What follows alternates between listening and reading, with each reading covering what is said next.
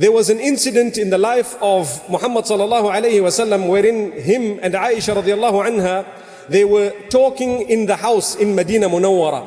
And Aisha radiallahu anha was speaking quite loudly. It seemed like they were quarreling. And Abu Bakr as-Siddiq radiallahu anhu happened to be passing the home. So he enters the house after seeking permission, and he immediately began to admonish his daughter. How dare you speak like this to Muhammad sallallahu alayhi wasallam? How dare you raise your voice in this quarreling sort of attitude?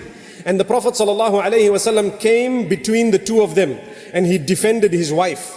And he said, do not speak to her in this way.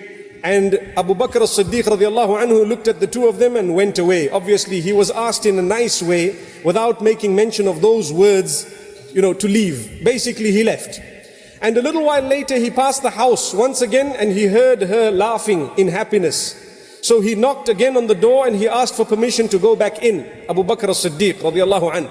He was given permission, and he said the famous statement. He said, allow me to participate in your joyous moment, just like I was made to participate in the moment of quarreling a few moments back. Amazing.